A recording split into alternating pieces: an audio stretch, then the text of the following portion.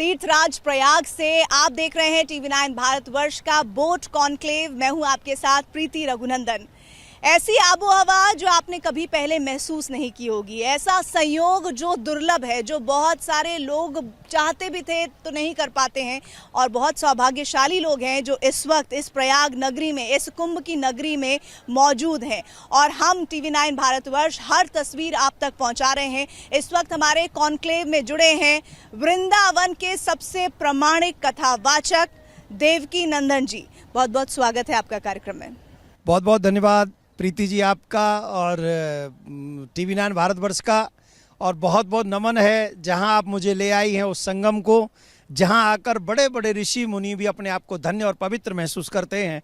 इस संगम में स्नान करने के लिए बड़े बड़े देवता भी मानव रूप धारण करके आते हैं, जहां आप मुझे इस नौका में लेके जा रहे हैं। तो आपको नमन है, टीवी9 भारतवर्ष को नमन है, आपकी पूरी टीम को नमन है जो इसमें हमारा सहयोग कर रही है, और जो आपके चैनल के माध्यम से इस समय हमें देख रहे हैं अथवा सुन रहे हैं।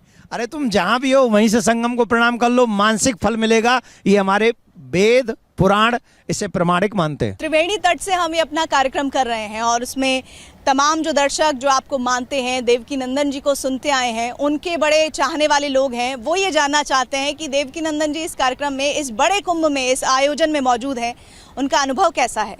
देखिए, इस कुंभ में जो आप छठा अभी से देख रहे हैं, कुंभ अभी 13 तारीख से प्रारंभ होगा, लेकिन ये जो छठा हम और आप देख रहे हैं, ये छठा अद्भुत है और ये विलक्षण है। अभी लग नहीं रहा है कि हम कुंभ में नहीं है, पर इतनी जनता, इतनी जनार्दन यहाँ पर ऑलरेडी मौजूद है, और पूरे देश के ही नहीं विदेशों से भी लोग यहाँ आ रहे हैं। और कहते हैं जो इस माघ मास में 1 महीने वास करता है उसे 1 कल्प वास करने का फल मिलता है। 1 कल्प जानते किसको कहते हैं?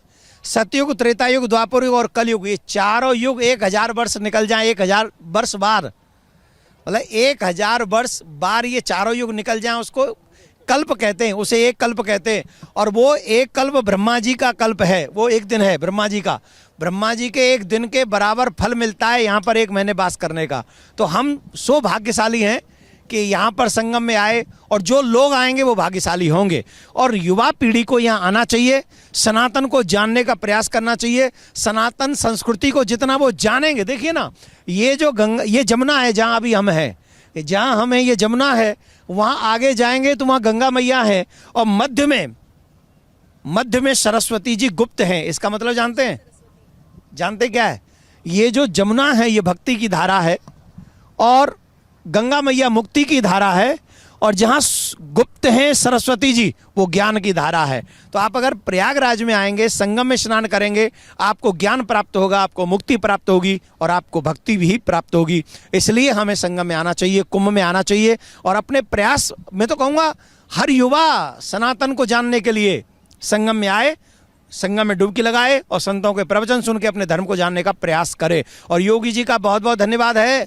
योगी जी ने इतनी सुंदर व्यवस्था की है ना, क्या कहूँ, I like you Yogi ji, आपने बहुत बहुत ब्यूटीफुल व्यवस्था की है।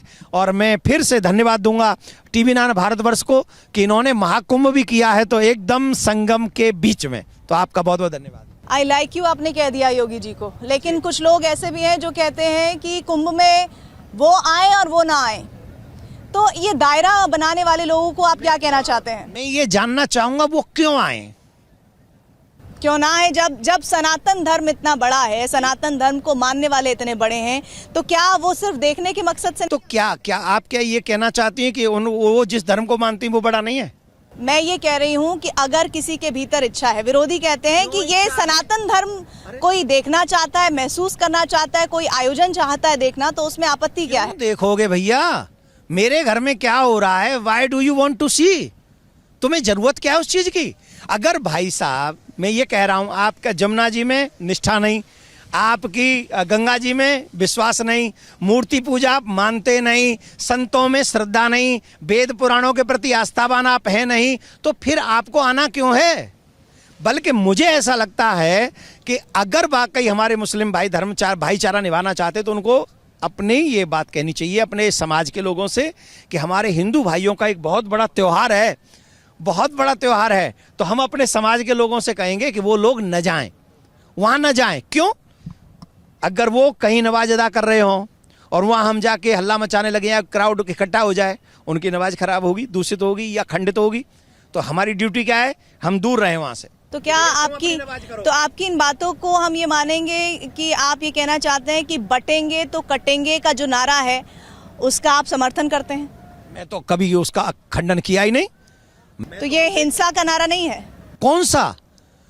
ये नहीं कहा है कि तुम बटोगे तो काट देंगे, तुम इकट्ठे होगे तो काट देंगे, ये नहीं कहा। तुम ये कहा है कि तुम बटोगे तो कटोगे। इसका मतलब है जब जब हिंदू बटा है तब तब न सिर्फ व्यक्ति कटे हैं, लेडीज कटी हैं, बहन बेटियों की अस्मिता कटी है, अपितु भूमि बाइज भी, पृथ्वी भी कटी है। हम लोग अफगानिस्तान से अलग हो गए, हम लोग पाकिस्तान से अलग हो गए, हम लोग जो है बांग्लादेश से अलग हो गए, और हम देखो कश्मीर में हमारी हालत क्या हो गई। तो हम लोग कटे हैं तो बटे ना, वो जमीन ही कट गई हमसे। लेकिन आरएसएस प्रमुख मोहन भागवत तो कहते हैं कि आप अगर मंदिरों के नाम पर राजनीति करेंगे तो ऐसे राजनेता ठीक नहीं है समाज के लिए। देखिए, मोहन भागवत जी के वो हमारे बड़े हैं, उनके लिए तो हम कुछ कहेंगे नहीं, पर सच यह है कि हमने मंदिरों की कभी राजनीति की नहीं। हमने तो जनमानस के कल्याण की राजनीति, मतलब हम तो धर्माचार्य, हमने तो राजनीति का मतलब ही नहीं है। पर फिर भी मैं आपसे एक बात जानना चाहूँगा, तुमने मस्जिद बनाई मंदिर तोड़कर, तुमने मस्जिद बनाई मंदिर तोड़कर, क्या मस्जिद बन नहीं सकती थी मंदिर छोड़कर? तुम्हें मेरे शंकर बाबा ही मिले, उन्हीं की मंदिर के पे ऊपर आप मस्जिद बनाएंगे। राम जी मिले अयोध्या में, मथुरा में कृष्ण जी मिले। तो आपने जो बात कही ये तो अभी मोहन भागवत जी ने कहा और आप उसके विरोध में जा रहे हैं, तो मुझे क्लियरिटी दीजिएगा कि आपका क्या ओपिनियन है इस पर। वो ये कह रहे हैं कि हर मस्जिद जाकर अगर मंदिर तलाशोगे, ऐसा करना ठीक नहीं है समाज के लिए। देखिए, मैं ये कह रहा हूं, हम जगह जगह नहीं जा रहे हैं। क्या मथुरा कृष्ण जी का नहीं है? क्या काशी बाबा भोलेनाथ का नहीं है? क्या संबल में कल की अवतार नहीं होगा? जहां मेरे ठाकुर जी वास करते हैं, जहां मेरे गोविंद निवास करते हैं, जहां मेरे गोविंद के दर्शन करने के लिए श्रद्धालु आते हैं, और जो मथुरा जो कृष्ण की पावन जन्मभूमि है, क्या मुझे उस पावन जन्मभूमि में हमें नहीं जाना चाहिए? हमें अवश्य जाना चाहिए उस पावन जन्मभूमि में। और इसी के साथ मैं आपसे ये सवाल करना चाह रही हूँ कि सनातन बोर्ड का गठन करने को लेकर आपकी तैयारियां बड़ी युद्ध स्तर पर चल रही हैं। ये सनातन बोर्ड क्यों बनाना चाहते हैं आप, उसको लेकर क्या तैयारियां हैं, थोड़ा बताइए इस बारे में। देखिए, सनातन बोर्ड सनातन धर्म के लिए, पूजा के लिए, मंदिरों की पवित्रता के लिए, आने वाली न्यू जनरेशन के लिए। आज हमारे बच्चे हमारे धर्म के विषय में कुछ जानते नहीं हैं, मतलब सब नहीं, पर मोस्टली बच्चे हमारे धर्म के विषय में नहीं जानते। मुसलमान भाइयों के बच्चे 95% कुरान के विषय में जानते हैं। क्रिश्चियन भाइयों के बच्चे 90% कुरान बाइबल के विषय में जानते हैं। पर हमारे हिंदू बच्चे न रामायण के विषय में, न गीता के विषय में, न महाभारत के विषय में, इन विषयों में क्यों नहीं जानते? क्योंकि न तो माँ बाप इंटरेस्टेड हैं और ना ही हमारे सरकार इंटरेस्टेड है। कोई भी सरकार जो सत्ता में है या जो सत्ता में आने की इच्छा रखती है पार्टी, वो महिलाओं के लिए, बुजुर्गों के लिए, बच्चों के लिए, या एक शब्द में कहे नागरिकों के लिए कार्य करे तो अच्छा लगता है। लेकिन जब वो ये समझते हुए, जैसा ये सवाल मैंने इसलिए किया कि धर्म में राजनीति और राजनीति में धर्म की बात हमने की, तो सरकारें पुजारियों को अब 18,000, दिल्ली सरकार की बात करें, देने की तैयारी कर रही है। क्या ये कदम ठीक है? मुझे बताइए कि केजरीवाल जी की सरकार तो पिछले 10 साल से है दिल्ली में, 10-11 साल से, तो 10-11 साल में पुजारी याद नहीं आए? 10-11 साल में ग्रंथी याद नहीं आए? ये पैसा देना ठीक है? नहीं, मैं ये पूछ रहा हूं, याद क्यों नहीं आए? तब याद आना देर आए दुरुस्त आए। अब इतनी देर यही तो हो रहा है हिंदुओं के साथ में। हमारे हिंदुओं के साथ में यही हो रहा है कि हमारे पास जो लोग पहुंचते हैं वो देर से ही पहुंचते हैं, और सिर्फ पहुंचते हैं वचनों के, सिर्फ वादे करने के लिए, उसे पूरा नहीं करते हैं। मुझे ऐसा लगता है कि केजरीवाल जी को जो ये कह रहे हैं कि हम 18,000 इनको देंगे, 18,000 इनको देंगे, तो ये 18,000 किस किस को देंगे? अभी तो मौलवी कह रहे हैं कि हमको नहीं मिल रही सैलरी, फिर ये बताएं कहां से लाएंगे? सनातन बोर्ड के गठन की आप बात कर रहे हैं, लेकिन कोई समर्थन तो आपको मिलता दिखता नहीं है। क्या कह रहे हैं आप? बाकी संत तो दिखते नहीं है आपके साथ। धर्म संसद भी हुई पिछली बार, लोग आए और वो संत समाज आपके साथ शामिल हुआ, और उसके बाद कुछ हुआ ही नहीं। उसमें क्या बढ़ा? इसमें बहुत कुछ बढ़ा है।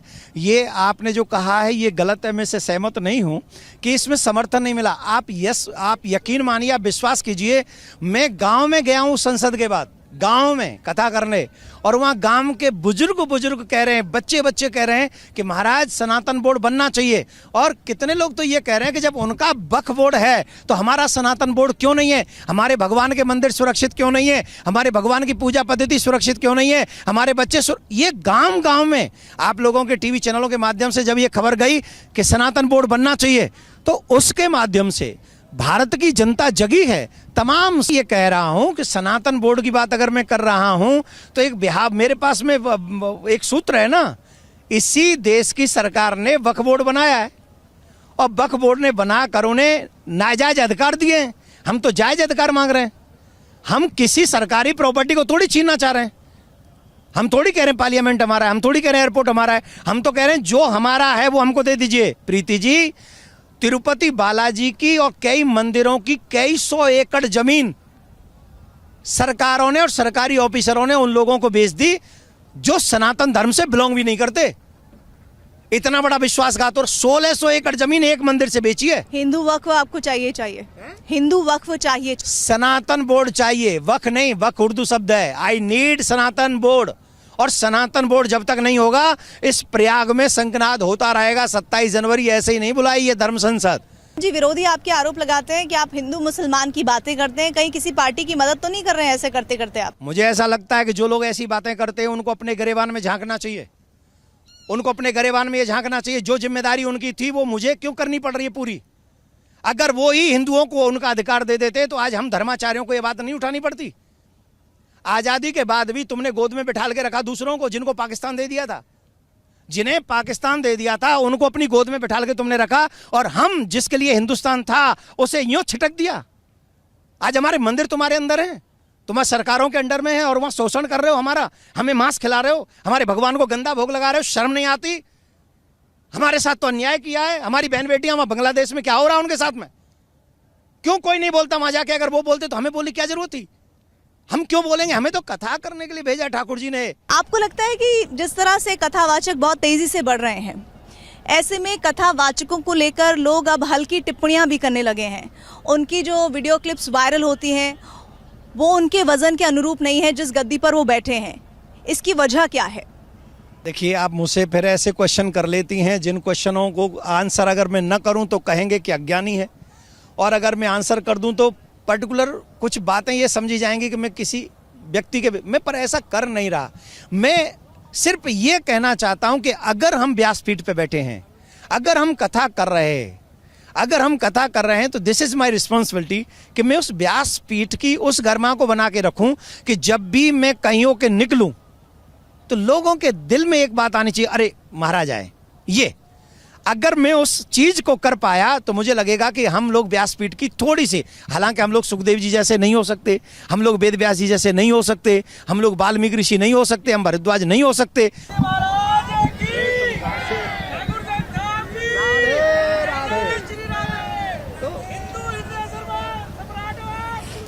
चलिए, उन्होंने हिंदू हृदय सम्राट बोल दिया। यही सवाल भी है मेरा, यही मेरा सवाल भी है। हिंदू राष्ट्र की जो परिकल्पना है उस पर आपका नजरिया क्या है? बहुत कुछ तो साफ है, लेकिन एक बार फिर से कुछ नया जो आप इसमें शामिल करना चाहें। ये देश सनातन राष्ट्र घोषित होना चाहिए, हिंदू राष्ट्र घोषित होना चाहिए, क्योंकि पूरी दुनिया में जो, चाहे कनाडा ले लो, यूके ले लो, बांग्लादेश ले लो, पाकिस्तान ले लो, अफगानिस्तान ले लो, हर जगह से हिंदू सताया जा रहा है। लेकिन उन हिंदुओं को एक ही देश है जहां वो जाके अपना सर छुपा सकते हैं, अपनी बहन बेटियों का मान सम्मान बचा सकते हैं, वो है भारत। इस भारत को जितनी देर से आप हिंदू राष्ट्र घोषित करोगे उतना नुकसान आने वाली पीढ़ी उठाएगी। तो मुझे लगता है जितना जल्दी हो सके हिंदू राष्ट्र इसे घोषित करना चाहिए, और इसी का प्रयास हम 27 जनवरी को धर्म संसद में भी करेंगे, 17 सेक्टर में, कि हम वहाँ जाएं और ये जितनी भी संगम की छटाएं, ये देखो। हाँ, आपको बताएं प्रीति जी, सुनिए भैया, अगर आपके कैमरा में थोड़ा सामर्थ्य हो जूम करने का, इस किले के भीतर एक वट वृक्ष है, उसको कहीं से अगर आप ला सके, मैं इसकी हिस्ट्री बताता हूं आपको। इस किले में वट वृक्ष है, और उस दुष्ट औरंगजेब ने, उसकी सेना ने जब ये पता किया कि ये वट वृक्ष ऑलवेज यहां रहता है, तो उसने काटा इसे, उसने जलाया इसे, इसमें आग लगा दी गई, और फिर भी ये वट वृक्ष आज भी यहीं खड़ा हुआ हमारे सनातन का दर्शन देने के लिए। तो हमारे ऊपर बहुत आक्रमण हुए हैं। आज उस आक्रमण को अगर हम देर से जगेंगे तो वो आक्रमण आगे इन फ्यूचर होंगे। तो सनातन परंपरा अमिट है और जो लोग कुंभ में इस वक्त देखिए नज़ारा बेहद खूबसूरत दिख रहा है। जो लोग इस कुंभ में पहुंच रहे हैं और जो लोग इस कुंभ में आना चाहते हैं उनको देवकी नंदन जी क्या कहना चाहते हैं? मैं यही कहना चाहूँगा कि सभी लोग कुंभ में आएँ, प्रयास करें। जो 15-16 साल के बच्चे हैं उनको भी लाएं, जो थोड़ा चलने फिरने में, और सिर्फ फोटो ना कराएं, सिर्फ सेल्फी के लिए ना आएं। यहाँ से यहाँ की परंपराओं को जानने का प्रयास करें, अपने धर्म को जानने का प्रयास करें। बच्चे जब आएँ तो ये जानने का प्रयास करें हमारी जिम्मेदारी क्या है। पति अगर आएँ तो ये जानने के प्रयास करें कि मेरी जिम्मेदारी क्या है। पत्नियां अगर आएँ तो ये जानने का प्रयास करें मेरी जिम्मेदारी क्या है। माँ बाप आएँ तो ये जानने का प्रयास करें मेरी जिम्मेदारी क्या है। बड़े बुजुर्ग आएँ तो ये जानने का प्रयास करें मेरी जिम्मेदारी, और वो जिम्मेदारी धर्म तय करता है, सरकारें नहीं। देवकी जी बहुत बहुत शुक्रिया, आप हमारे इस कार्यक्रम में आए। बोट कॉन्क्लेव की आपने जो सज्जा थी और उसको बढ़ा दिया, बहुत बहुत धन्यवाद आपका। बहुत बहुत धन्यवाद। TV9 भारतवर्ष का महाकुंभ का इतना सुंदर आयोजन किया। शुक्रिया इस अच्छे अंत को यहाँ तक पहुँचाने के लिए, और हम चाहते हैं कि आप बार बार इसी तरह से आएँ सबके सामने और अपनी नई नई और अच्छी अच्छी बातें जो सनातन धर्म को और बढ़ाती है और ज़्यादा गहरा बनाती हैं वो बताएं। धन्यवाद। बहुत बहुत धन्यवाद।